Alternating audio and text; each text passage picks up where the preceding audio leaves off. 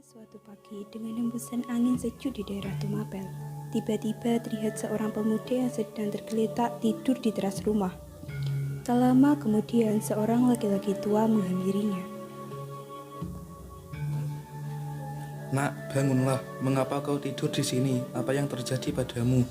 Maaf Tuan, saya tidak sengaja tertidur di sini. Semalam saya mabuk berat dan setelah itu saya tidak ingat apapun lagi.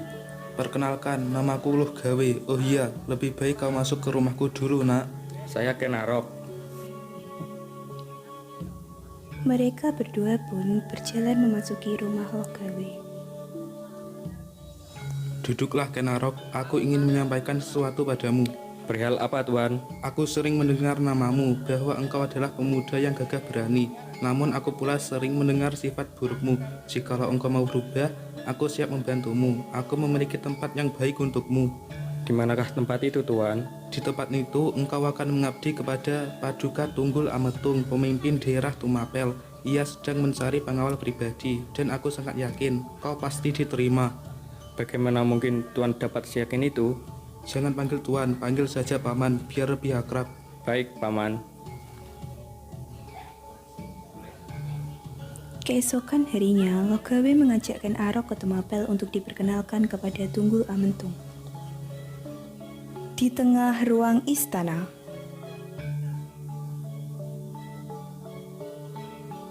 Paduka, hamba sudah menemukan pengawal yang cocok untuk pengawal pribadi Paduka. Perkenalkan, namanya Ken Arok. Suatu kehormatan jikalau Paduka menerima hamba sebagai pengawal pribadi Paduka. Aku memang sedang membutuhkan pengawal pribadi, dan kau tidak perlu khawatir, Ken Arok. Logawe adalah orang kepercayaanku. Aku sangat percaya dengan pilihannya, maka kau terima menjadi pengawal pribadiku. Terima kasih Paduka, hamba berjanji akan bekerja sebaik mungkin. Ken Dedes, istriku, kemarilah. Iya Kanda, tunggu sebentar. Duduklah di sampingku, Adinda. Paman, cantik sekali wanita itu. Memang, tetapi kau harus ingat, Ken Arok, dia adalah istri Paduka, jadi jangan memandangnya seperti itu. Baik Paman. Ken Arok, perkenalkanlah, ini istriku Ken Dedes. Adinda, perkenalkan, ini Ken Arok, pengawal Kanda yang baru. Kau benar-benar cantik Ken Dedes.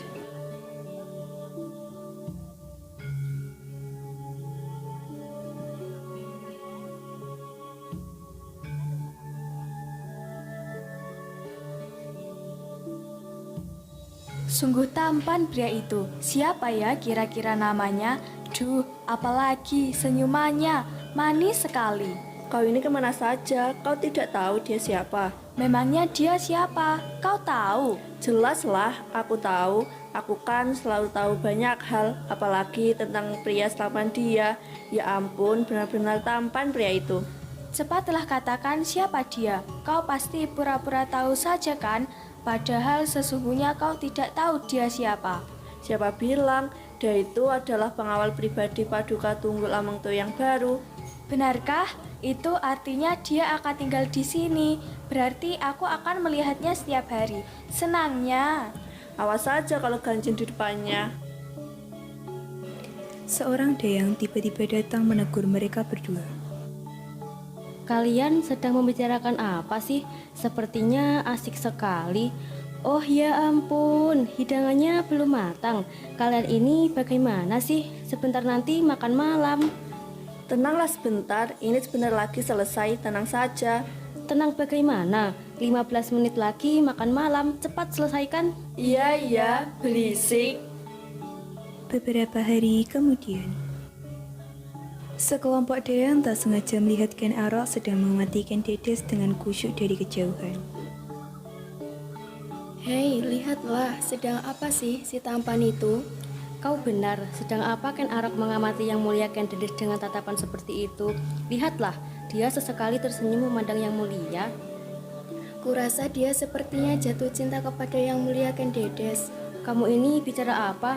Sudahlah, lagi pula ini bukan urusan kita. Ayo, lebih baik kita kembali ke dapur.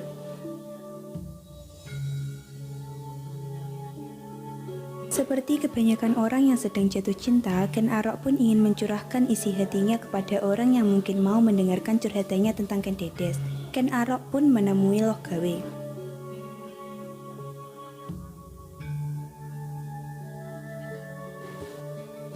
Paman, aku ingin cerita padamu tentang sesuatu. Apa itu Ken Arok? Ayo ceritakanlah. Beberapa hari belakangan ini, aku selalu terpikir seorang wanita, wajahnya yang cantik, senyumannya yang manis membuat aku tak bisa tidur. Sepertinya aku jatuh hati padanya, Paman. Memangnya siapa perempuan itu, Ken Arok? Dia Ken Dedes. Apa? Ken Dedes? Kau bercanda, Ken Arok? Tidak, kau tidak boleh jatuh cinta kepadanya. Tidak boleh, lupakan dia. Mengapa, Paman?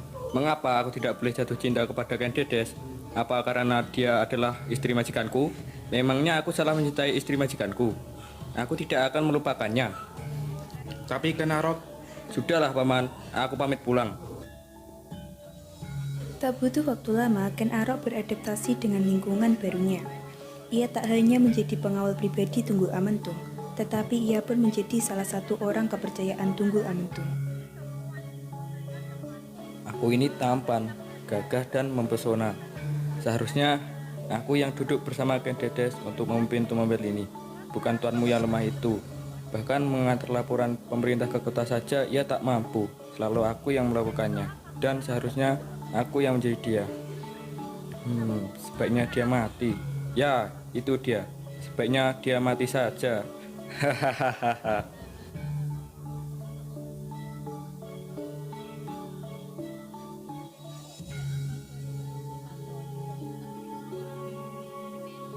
Beberapa hari kemudian, ia menemui Mpu Gandring, seorang pengrajin keris terkenal di Tumapel. Ki, aku hendak memesan keris sakti darimu. Buatkanlah aku keris paling sakti yang pernah kau buat.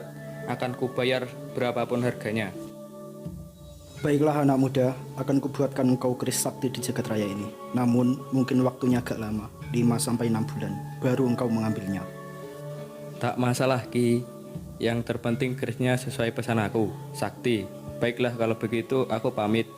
Silahkan.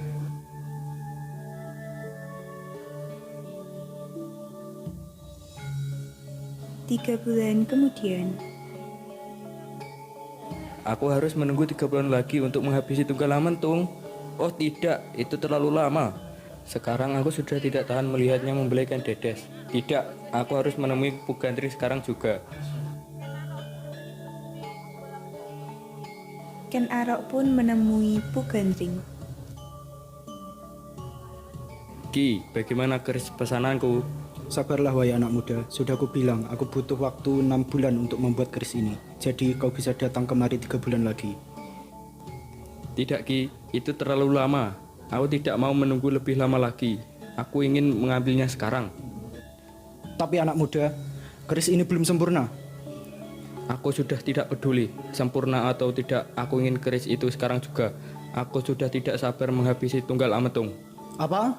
Kau ingin menghabisi Tunggul Amentung dengan keris ini? Tidak anak muda, tidak akan kuberikan keris ini padamu. Apa urusanmu, Ki? Cepat berikan keris itu. Tidak, tidak Ken Arok, tidak. Baiklah, Ki, aku akan merebutnya dengan cara kasar.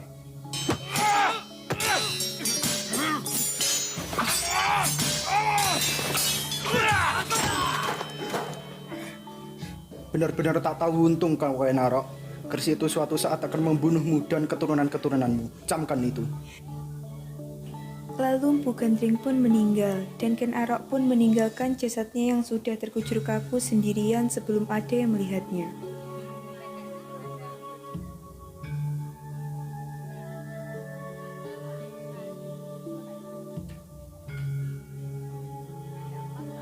Ken Arok, apa yang kau bawa itu? Bolehkah aku melihatnya? Tentu saja, ini kerisku, sangat sakti. Kau suka? Wah, bagus sekali. Aku sangat suka. Boleh aku meminjamnya? Boleh. Benarkah Ken Arok? Boleh tidak aku mengaku-ngaku pada teman-teman bahwa keris itu milikku? Kumohon Ken Arok, aku ingin membuat mereka terkesan. Silakan saja, tidak masalah. Wah, kau baik sekali Ken Arok. Terima kasih. Kalau begitu aku pinjam ya. Keboijo pun memamerkan keris itu kepada teman-temannya. Dalam hati Ken Arok ia berkata, Biarlah orang-orang mengira bahwa keris itu miliknya. Justru itu akan mempermudah rencanaku. Lalu dua orang gadis berjalan menuju rumah Bu Gandring yang bertujuan akan memesan keris itu. Permisi Ki, Aki. Ki, permisi, kau ada di dalam kan? Pintunya tidak dikunci. Benar, ayo masuk. Dua gadis tersebut terkejut melihat Bu Gandring sudah terkucur kaku oleh darah di sekujur tubuhnya.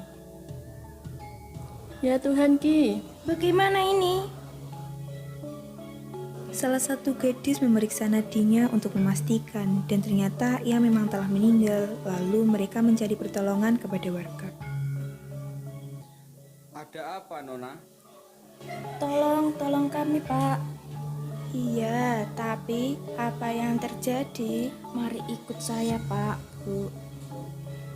Apa yang sudah terjadi padamu, Nona? entahlah, kami pada saat itu hanya mengunjungi Empu. Namun ia tidak menjawab panggilan kami. Kami terus panggil-panggil dia, tapi tetap saja tidak ada jawabannya. Lalu kubuka pintunya dan tidak terkunci. Dan saat kami masuk, ia telah tergeletak lemas tak bernyawa setelah kami periksa. Pak, Bu, sungguh kami tidak tahu apa-apa mengenai ini. Ya sudahlah, lebih baik kita urus jenazahnya. Kita harus menguburkannya. Beliau hanya sebatang kara, dia hidup sendiri.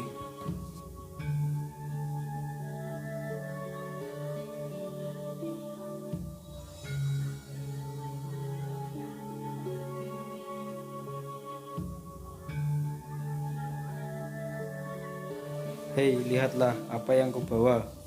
Memangnya apa yang kamu bawa itu? Ini keris baru milikku, Sakti Mandraguna. Kalian pasti tidak punya kan? Alah, aku tidak percaya itu keris milikmu. Coba lihat keris milikmu itu, sekedar memastikan saja.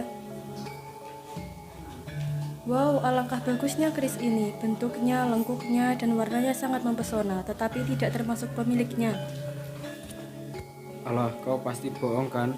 Pasti engkau terpukau dengan keris ini. Ngarep sekali kau. Bolehkah aku melihat kerismu? Silahkan. Bagaimana? Indah bukan? Apakah kau mau pinjam? Benarkah kau sudi meminjamkannya? Hahaha, ya tidaklah. Lalu Kebo Ijo pun memamerkan keris itu ke seluruh desa, bahkan ke bagian istana. Kenarok, ini kerismu. Terima kasih ya. Tapi kau jangan memperlihatkan kepada orang-orang kalau ini kerismu. Soalnya mereka sudah mengira bahwa keris ini milikku. Kau tenang saja, keris ini tidak akan ku keluarkan. Aku membelinya hanya untuk sekedar koleksiku saja. Sekali lagi terima kasih ya Kenarok.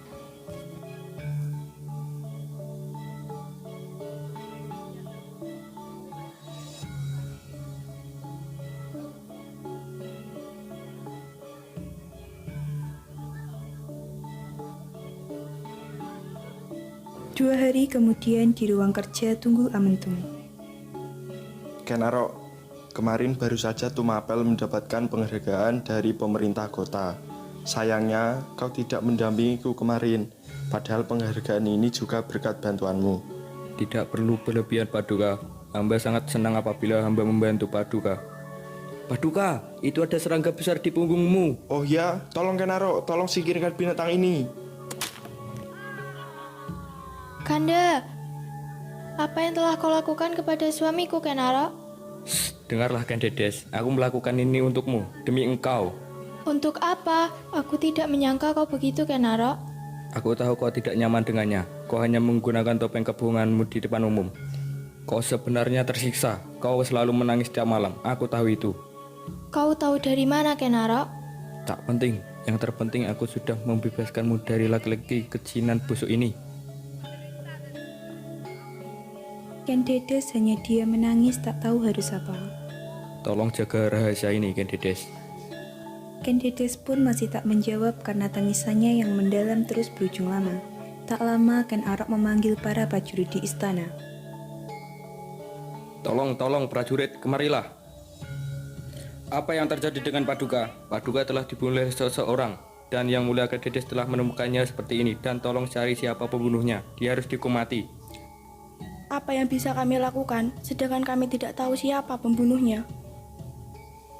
Keris ini, cari siapa pemiliknya. Saya menemukan ini tergeletak di samping Paduka. Sepertinya dia panik hingga meninggalkan bukti. Sepertinya saya mengenali keris ini. Ini seperti tidak asing. Itu adalah keris kebu hijau. Kemarin ia hendak memamerkannya. Kau yakin tidak menuduhnya? Sangat yakin. Kemarin dia memamerkannya di kerumunan orang-orang di istana. Baiklah, tolong jangan berisik. Kita akan menangkap agar ia tak kabur. Dan setelah ini kita akan menguburkannya. Lalu kita langsung tangkap si keparat kebu hijau.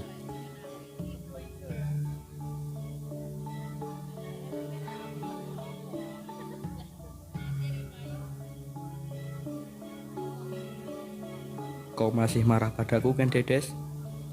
Aku tidak tahu harus mengatakan apa padamu. Apakah aku harus berterima kasih jikalau kau telah membebaskanku? Atau apalah, aku tidak mengerti ini semua.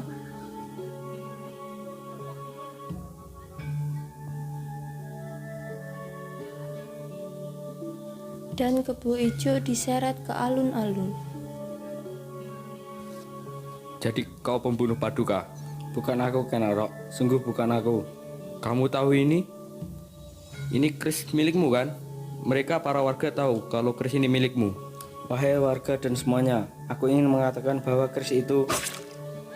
Ini adalah hukuman yang pantas untuk seorang pembunuh. Kebu ijo pun meninggal sebelum mengatakan bahwa keris itu sebenarnya adalah milik Ken Arok.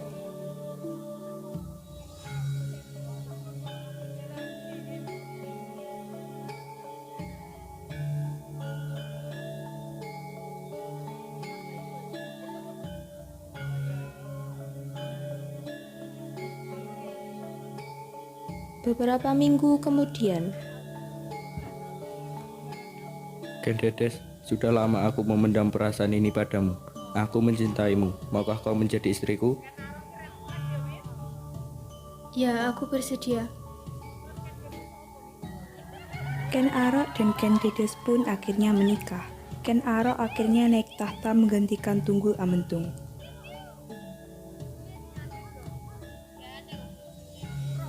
Beberapa tahun kemudian, Tumapel yang dipimpin oleh Ken Arok mengalami banyak kemajuan. Beberapa orang kaum Brahmana merasa perlu bekerja sama dengan Ken Arok untuk meruntuhkan kerajaan Kediri. Yang mulia Ken Arok, kami datang kemari ingin menawarkan kerjasama dengan Yang Mulia untuk meruntuhkan kerajaan Kediri. Marilah kita bersama-sama melepaskan diri dan membangun kerajaan kita masing-masing. Memangnya apa rencana kalian? mereka pun membisikkan tentang rencana mereka kepada Ken Arok. Rencana penyerangan pun mulai diagendakan.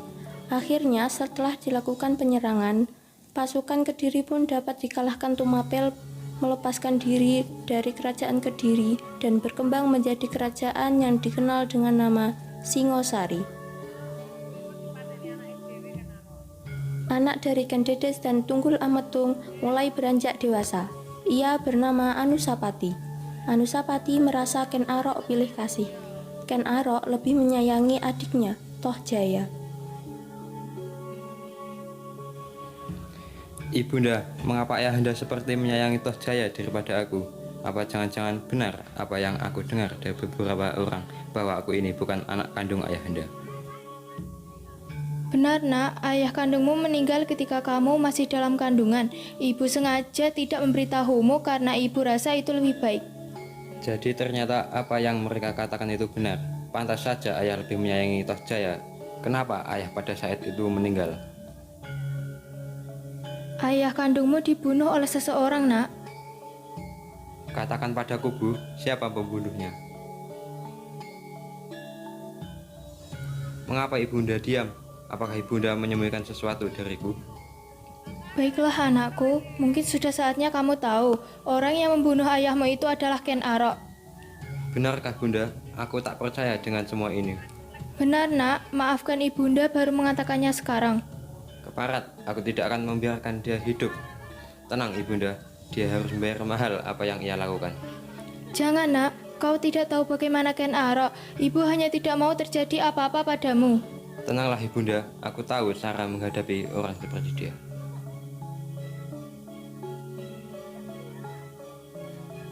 Ken Arok harus mati, tapi aku tak tahu mau membunuhnya dengan tanganku sendiri ya. Aku tahu siapa yang bisa aku andalkan. Ki Pangalasan. Ada apa pangeran memanggil saya? Kau mau ini? Ini untuk hamba pangeran? Tentu saja, tapi kau harus lakukan sesuatu untukku. Apa itu pangeran? Bunuh Ken Arok untukku. Mengapa? Pangeran ingin membunuh Paduka Raja. Sudahlah, lakukan saja. Aku tahu kau pun sering diperlakukan kurang baik oleh Ken Arok. Maka dari itu, maka sekarang saatnya kau balas dendam. Baiklah pangeran, hamba tunduk. Ini keris yang akan kau gunakan untuk membunuh Ken Arok. Aku sudah mempersiapkan semuanya. Setelah Ken Arok tertidur nanti, itulah waktu untuk menghabisinya. Setelah kau berhasil menghabisnya, temui aku di gudang. Akan aku bawa seluruh perhiasan dan emas untukmu. Dayang, mana makanan untuk adukan raja? Ini pangeran. Ya sudah, biarkan aku yang memberikannya. Silahkan pangeran. Anusapati mencampurkan ramuan tidur ke makanan Ken Arok.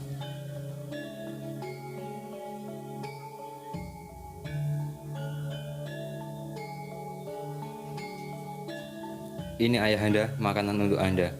Terima kasih Anusapati. Mengapa engkau yang mengantarkannya? Tidak apa-apa ayah, sekalian aja tadi ingin menemui ibu.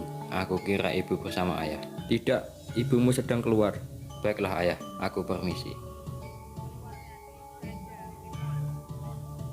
Anusapati mengamati Ken Arok yang sedang makan dari kejauhan. Wah, ngantuk sekali. Ki Pangalasan, sekarang saatnya kau jalankan tugasmu. Aku akan mengalihkan perhatian orang-orang di istana. Baik pangeran. Ki Pangalasan pun masuk ke kamar Ken Arok. Maafkan hamba yang mulia.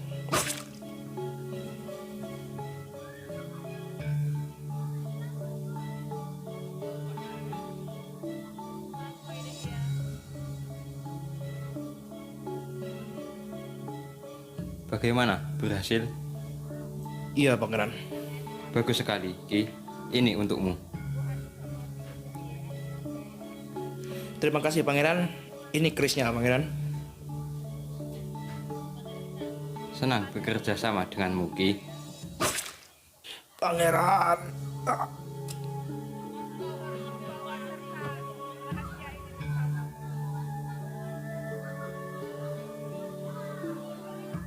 Anusapati pun naik tahta menjadi raja menggantikan Ken Arok. Namun Tojaya terlihat tidak setuju. Dengar Anusapati, kau tidak pantas menjadi raja. Akulah yang lebih pantas, sebab kau anak kandung dari Raja Ken Arok. Tidak, kau tidak pantas memimpin Singosari ini. Ayahmu pun tidak pantas sebab dia yang telah merebut Sanggasana ini dari ayahku, Tunggul Amentum. Aku tahu dialah pembunuh ayahku, Ken Arok. Dia akan mati cepat atau lambat. Aku akan membalas dendam ayahku dan merebut Singgasana Dinggosari darinya.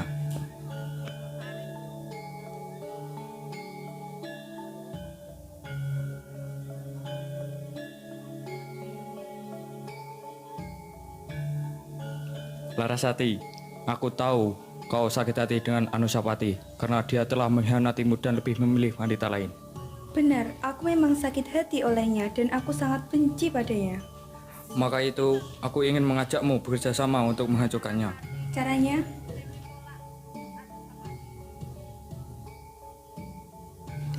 Anusapati pun sedang asik menonton perlombaan adu ayam yang diselenggarakannya. Kemudian Larasati menghampirinya. Anusapati, tolong aku sangat butuh bantuanmu. Tapi aku bukan siapa-siapamu lagi. Aku mohon bantulah aku kali ini saja. Aku berjanji aku tak akan mengganggumu lagi. Kau butuh bantuan apa? Mari ikut denganku. Larasati berhasil mengarahkan Anusapati ke tempat yang sudah ia dan Tojaya rencanakan. Saat Anusapati lengah, Tojaya langsung menusuknya hingga meninggal.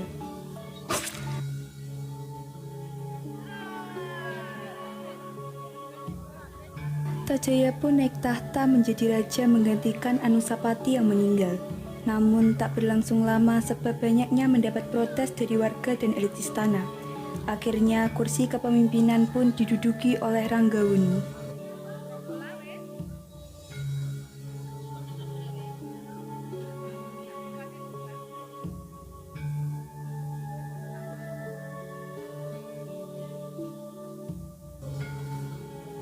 Beberapa tahun kemudian,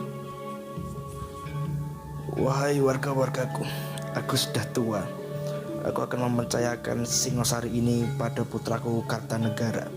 Maka sambutlah raja baru kalian.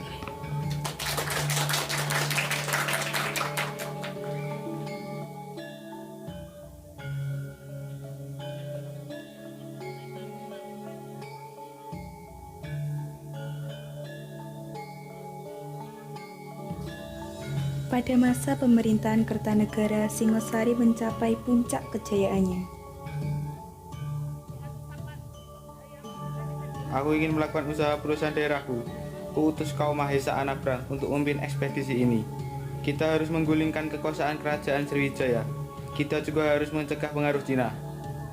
Baik, Yang Mulia.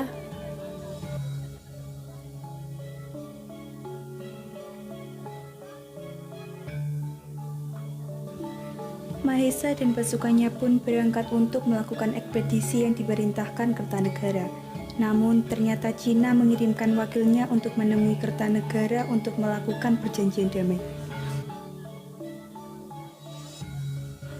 Saya kemari ingin mengajak Paduka berdamai agar tidak melakukan perlawanan lagi kepada kami.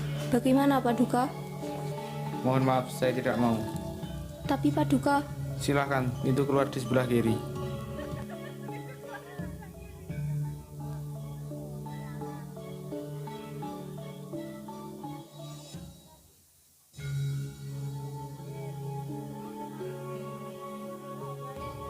Diam-diam penguasa Kediri, Jayakatwang yang juga merupakan besan Kertanegara merencanakan upaya penyerangan terhadap Singosari.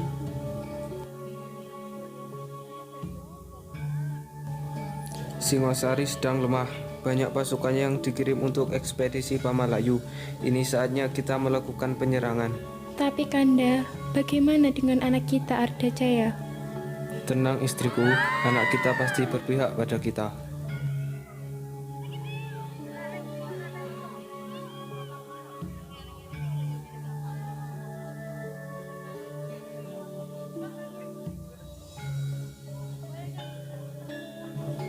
Kerajaan Singosari.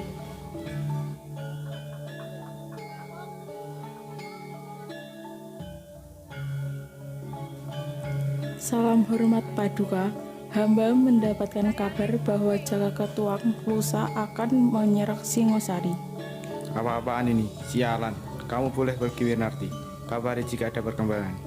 Baik, Paduka. Dayang, tolong panggilkan Raden Wijaya dan Ardajaya. Baik, Paduka Raja.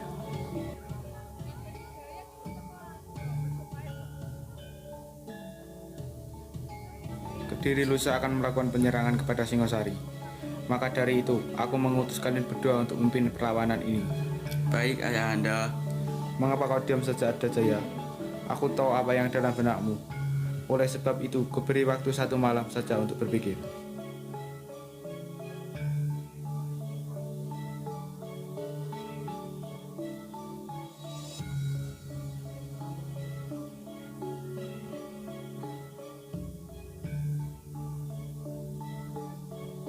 Kanda, bagaimana ini?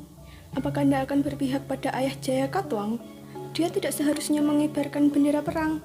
Kita ini keluarga, Kanda. Berisi Saraswati, aku sedang pusing, tinggalkan aku sendiri.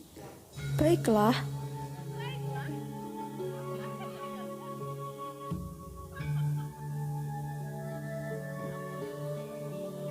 Pangeran Ardajaya, ini ada surat untuk pangeran.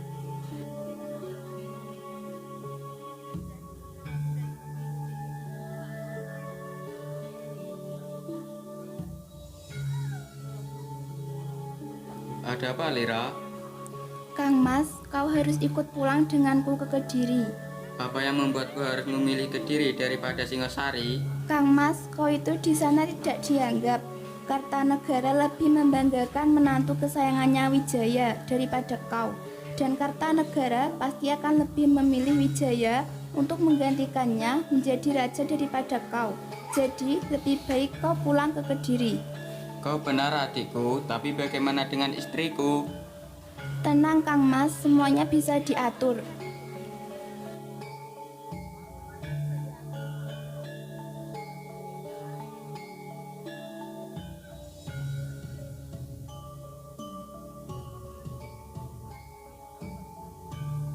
Kerajaan Singosari.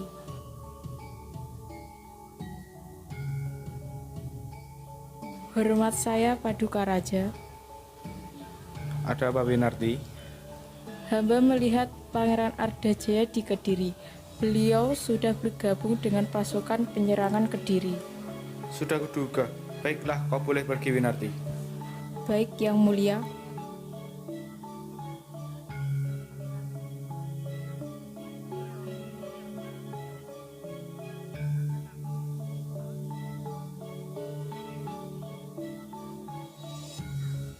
Apa? Kanda Ardajaya memilih untuk membela ayahnya. Kamu sungguh tega, Kanda. Kau telah meninggalkanku. Sudahlah anakku, kau harus merelakannya. Tapi ibu,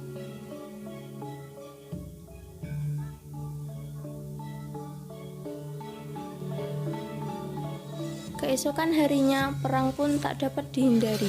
Karena kekurangan personel, akhirnya Singosari kalah. Kertanegara meninggal dalam tragedi ini, maka runtuhlah kerajaan Singosari.